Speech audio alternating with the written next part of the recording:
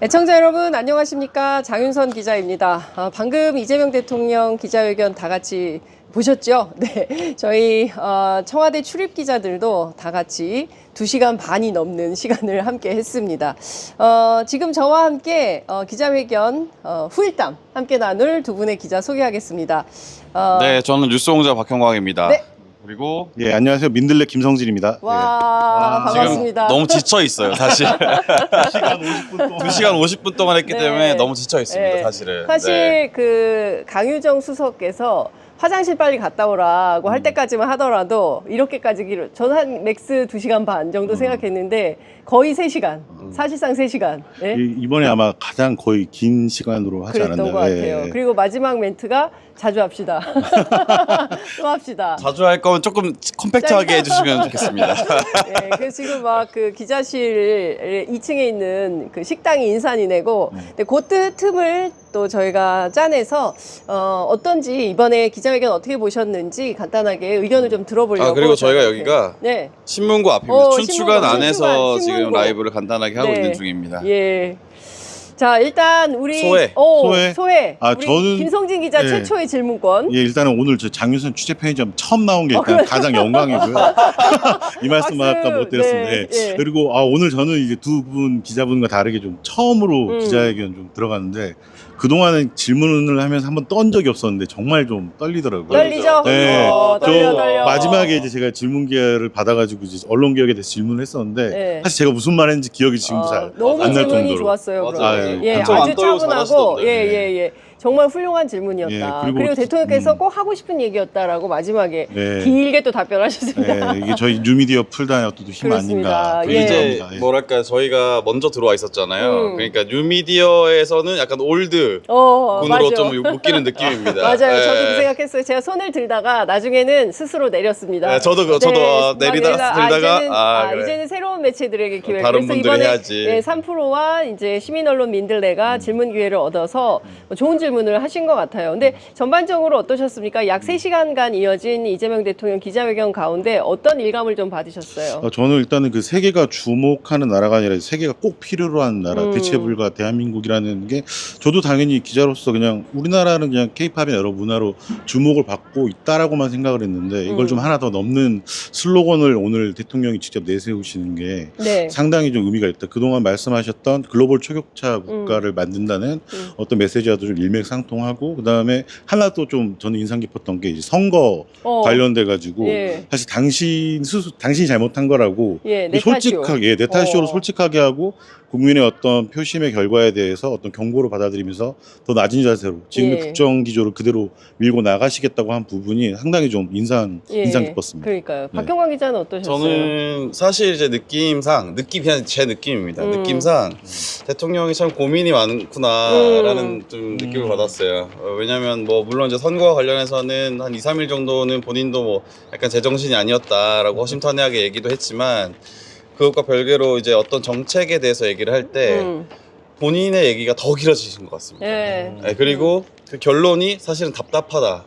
본인도 이 부분을 어떻게 타개해야 될지에 대한 거는 초반보다는 조금은 답답한 면을 좀 많이 드러내시는 것 같더라고요. 네. 그래서 그런 부분에 있어서는 조금 뭐랄까 국민들이나 어떤 지지자들이 좀 기다려줘야겠다라는 생각이 좀 들었습니다.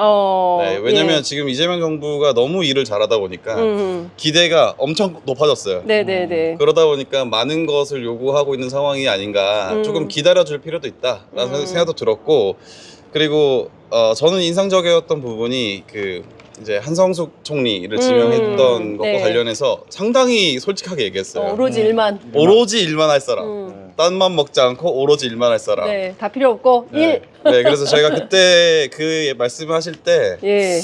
그 강훈식 비서실장이 배석했지 않습니까? 예. 강훈식 비서실장의 표정 봤어요? 표정은 맞습니다. 어땠어요? 강훈식 표정 어땠어요? 고개를 돌리더라고요.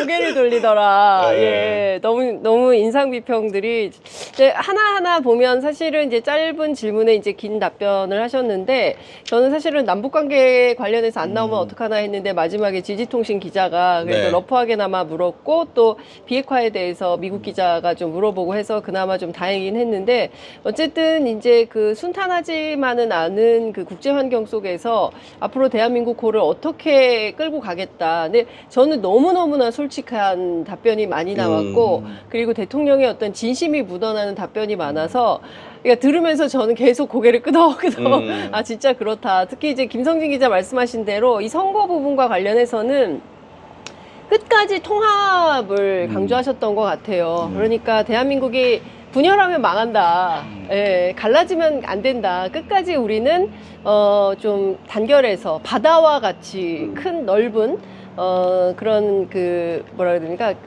깊이? 예, 가장 진짜 포용해야 강한 된다. 거, 예. 포용해야 된다. 통합해야 된다. 통합, 포용, 뭐 이런 거를 그러니까 자꾸 이렇게 서로 막 하다 보면 소수만 남는다.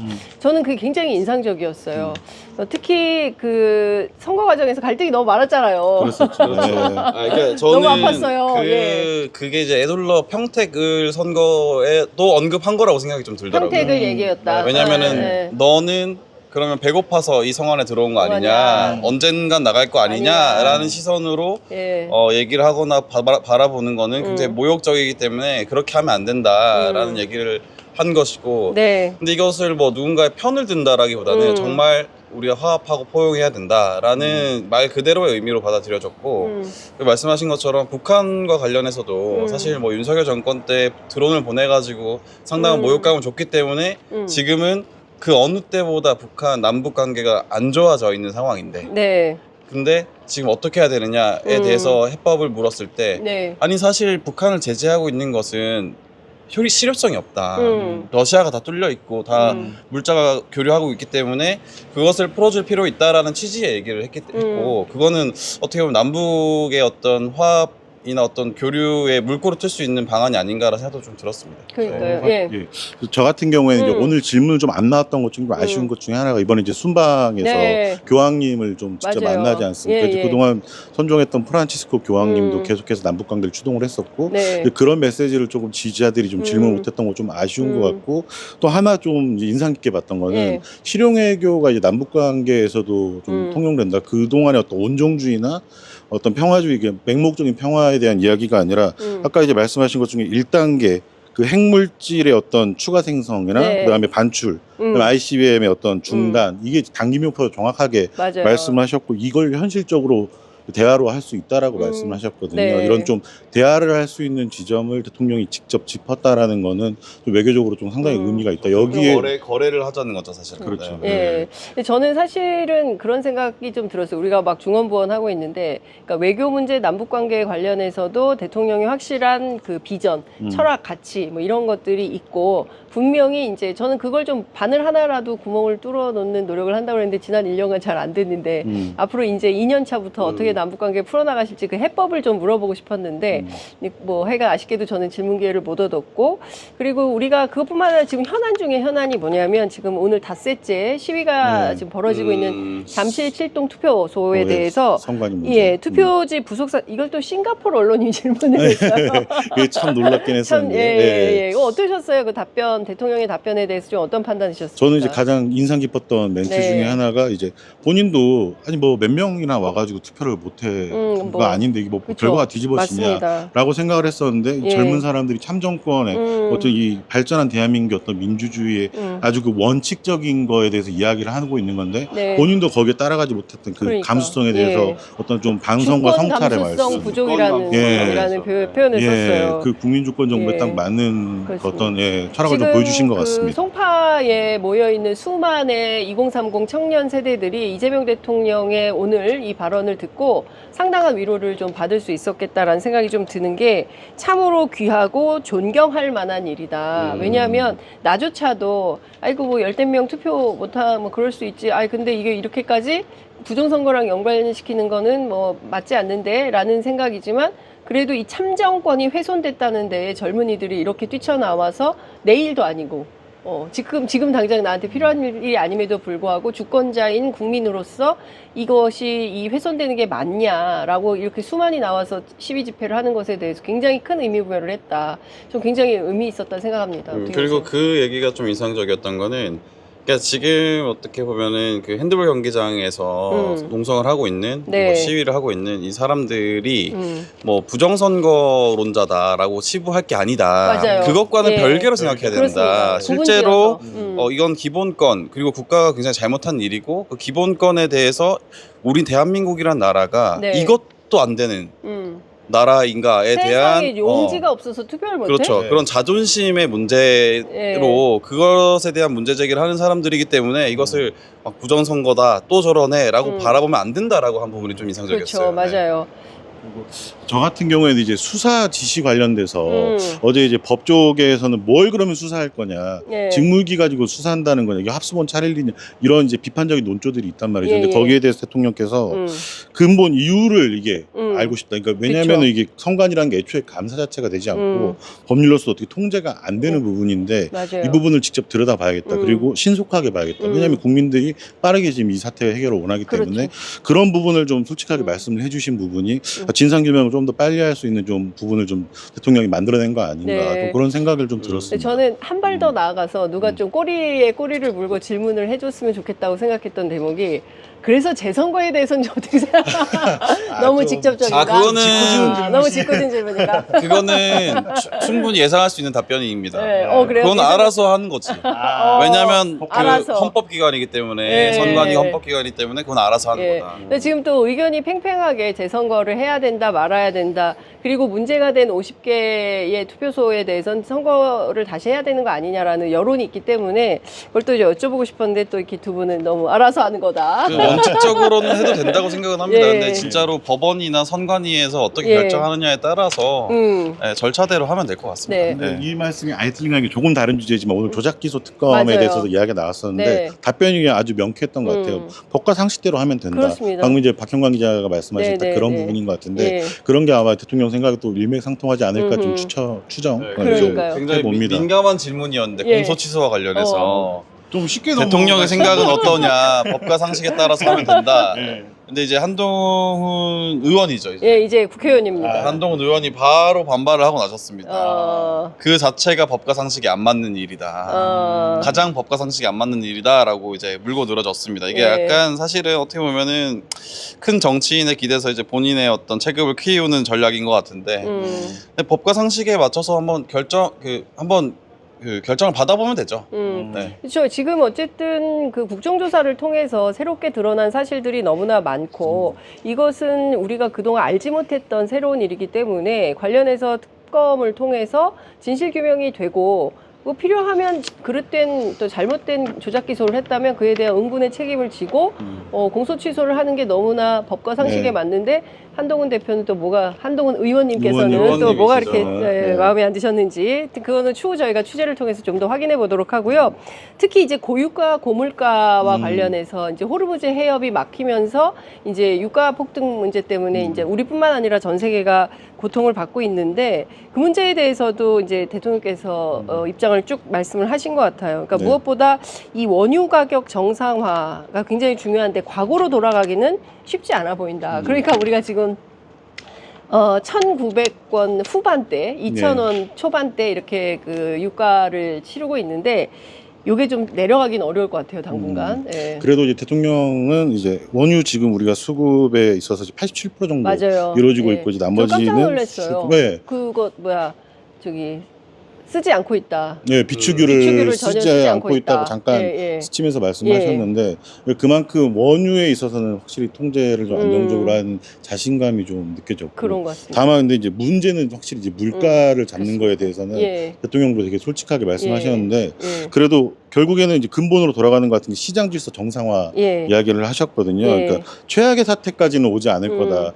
이게 아마 좀 듣는 국민들 입장에서 좀 안정을 좀 느낄 수 있는 부분이 아니었을까 네. 그렇게 좀 생각을 했습니다. 그리고 이거 저도 잘 정확하게 이해는 못하고 있었는데 그 원달러 환율, 고환율에 대해서 어떻게 생각하냐라고 했을 때 이게 사실은 과거와 달리 우리나라 주식이 굉장히 코스피가 올라가면서 생기는 현상이다. 네. 라는 설명이 되게 좀 인상 그쵸. 깊었어요. 예. 네. 그러니까 왜냐하면 주가가 폭등하면 그래서 그거를 달러로 환산하는 외국인 투자자들이 많기 네, 때문에 원화 가치가 그에 비해서 좀 하락하는 이 문제에 대해서는 정부가 적극적으로 개입을 한다고 하니까 이 환율과 관련해서 제가 보기엔 오늘부터 좀 떨어지지 않을까라는 생각을 또 해보기도 합니다. 그리고 우리가 사실 삼성전자 반도체 그 유례 없는 특수로 인해서 이제 초과 이윤, 초과 세수 이 두 가지 의제에 대해서 한국경제기자가 질문을 했어요. 그랬더니 딱 이걸 구분해서 질문해 준 거에 대해서 굉장한 감사를 표하면서 이걸 어떻게 해야 될지 뭐 예를 들면은 뭐 국채 비율을 낮추는데 하는 거 이거 바보 같은 짓이다. 지금 당장 이 가치를 어디에 어떻게 쓸 거냐. 중요한 것은 미래에 좀 투자를 하는데 쓰겠다라는 건데 아주 구체적인 상에 대해서는 조만간 또 발표한다고 입장을 밝혔죠. 예. 저는 자. 그 청년 문제에 대해서도 얘기한 것이 좀 인상 깊었는데 네. 그러니까 대통령이 이 청년 문제를 1, 2년에 부족한 수를 내면서 이제 해결하기는 힘들죠. 맞아요. 근데 저는 그래도 좀 뭐랄까 위안 삼았던 거는 대통령이 본인이 가지고 있는 이해하고 있는 문제 인식을 네. 얘기를 설명을 되게 찬찬히 해줬어요. 그러면 주권자로서는 대통령이 그래도 이해를 하고 있구나 이 상황들을 모조리 다. 맞아요. 그러면 지금 당장 해법이 없지만 언젠간 해법을 찾으려고 하겠구나라는 생각을 할 수 있는 대목이었습니다. 네. 저 같은 경우에 청년 문제 이야기할 때 이제 두 번째 아마 대학생 질문이었던 것 같은데 예. 거기서 답변할 때 희망 이야기를 좀 희망. 하셨어요. 예, 네. 예. 희망을 만드는 걸 이야기를 하셨고 아까 말씀하신 그 초과세수 문제 우리 카메라가 뒤집어진 것 같은데 한번 진짜? 세워놓고 이야기 이게 참 라이브라서 참 여러 가지 일이 벌어지네요. 네. 네. 잠시만요. 제가 한번 해보도록 하겠습니다. 전원이? 진짜? 우리 이렇게 잠깐만, 제가 이걸 이렇게 하면 되거든요. 잠시만. 네. 손 내려놓으셔도 돼요. 네. 네. 그다음에 됐어요, 이렇게 됐어요. 예. 살짝 예. 끝날 때 되고 끝날 때 끝날 때가 되고 이거 빨리 좀 있네. 끝내라고. 빨리 끝내라. 저는 이제 그냥 아까 말씀 좀 덧붙이면 예. 초과세수 문제에 있어서도 어떻게 사용할 것이냐에 대해 여러 가지 이야기를 하셨는데 미래에 대한 투자 이야기를 하셨거든요. 예. 그런 게 이제 결국에는 다 좀 일맥상통하는 거 아닌가 좀 그렇게 그렇습니다. 봤습니다. 네. 자, 오늘 저는 그 대통령 워딩 가운데 가장 인상적인 것은 끊임없는 공통점 찾기. 예. 그리고 사상 검열하거나 색채로 구분하거나 뭔가 다름보다는 하나라도 같은 거를 찾자. 그리고 이번 선거가 국민이 본인에게 주는 경고다. 내 탓이오. 저는 그게 이번 지방선거가, 그쵸. 전체적으로 굉장히 인상적이었다라는 말씀을 좀 드려야 될 것 같습니다. 시간이 너무 많이 돼서 나머지 자세한 내용들은 저희들이 나중에 스튜디오에 돌아와서 해야 될 것 같고 끝으로 한 말씀씩 듣고 마무리할게요. 근데 사실은 이런 대통령 없었던 것 같아요. 그러니까 기자회견에 대통령이 모든 질문을 받아준다라는 믿음이 있기 때문에 기자들도 굉장히 민감한 질문을 할 수 있는 거거든요. 맞아요. 그리고 그 민감한 질문에 기분 나빠하지 않고 물론 곤란해하면서도 답변은 다 해준다. 예, 맞아요. 예. 자주 소통하자라고 네. 하는 것은 되게 기자들 입장에서는 상당히 반가운 맞습니다. 대통령입니다. 예. 예. 저는 오늘 이제 처음 해봤지만 대통령께서 정말 좀 화면에서 보는 것 이상으로 솔직 담백하다. 이렇게 좀 직접 소통하고 솔직하게 하면 네. 조금 더 이제 국민들이 바라는 뭐 국정의 운영 방향으로 가지 않을까 이런 생각을 좀 했었습니다. 네. 네. 애청자 여러분, 저희가 막 카메라도 뒤집어지고 어설픈 가운데 춘추관에 이제 이 무슨 북이라고 해야 되죠? 신문고죠, 신문고. 네, 또 돌아갔네. 네, 신문고 앞에서 저희가 이렇게 프로그램 보내드렸는데요. 저희가 어설프지만 앞으로 청와대에서 장비를 좀 더 잘 네, 갖춰서 장비를 좀 더 갖춰서 잘 네. 갖춰서 청와대 기자들의 100가지 이야기, 청기백기 저희들이 프로그램으로 만나 곧 뵙도록 하겠습니다. 런칭할 겁니다. 곧 런칭할 겁니다. 여러분 청와대의 수많은 이야기들 궁금하시죠? 당국자들 만나보고 싶으시죠? 네, 이제 청기백기와 여러분들이 함께 하실 수 있다라는 말씀 좀 조금은 드리겠습니다. 어설펐지만 더 재밌는 컨텐츠로 죄송합니다. 가득 채워서 오겠습니다. 너무 죄송합니다. 너무 죄송합니다. 그리고 함께 해주신 우리 민들레 김성진 기자 그리고 겸공의 박형광 기자 너무 고맙습니다. 네, 감사합니다. 고맙습니다. 감사합니다.